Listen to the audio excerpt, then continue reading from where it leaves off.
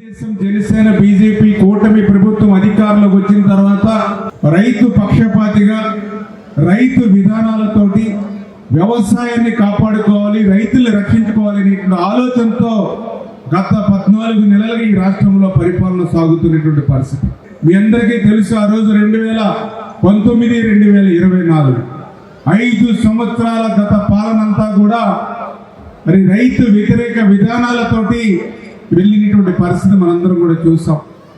వ్యవసాయ శాఖ 5 సంవత్సరాల్లో మూత పడినటువంటి పరిస్థితి ఆ రోజు మనందరం కూడా చూస్తున్నటువంటి పరిస్థితి. రైతులు గురించి ఎర్రిపప్ప అని ఆ రోజు చెప్పినటువంటి పరిస్థితి. దాని మీద మీడియా వాళ్ళు రైతులు తిరగబడితే మళ్ళీ ఎర్రిపప్ప అంటే తప్పే ఉంది, అందులో బుజ్జినాన్న అని మళ్ళీ ఇంకోసారి సమర్థించుకునేటువంటి పరిస్థితి. అంటే వాళ్ళ భాష, వాళ్ళ సమర్థించుకునేటువంటి తత్వం, వాళ్ళ దోపిడీ, వాళ్ళ లూటి ఇవన్నీ కూడా చూస్తాం మనం 5 సంవత్సరాల్లో. అధికారం పోయాక మొసలి కన్నీరు రైతుల పట్ల మరి చూపిస్తూ ఇవాళ మాట్లాడుతున్నాడు రైతుల గురించి మాట్లాడే అర్హత ఆయనకి ఎక్కడ ఉంది? 5 సంవత్సరాలు ఇంత దుర్భరంగా రైతుల్ని మార్చేసినటువంటి వ్యక్తికి ఇవాళ రైతు గురించి మాట్లాడే అర్హత ఇవాళ జగన్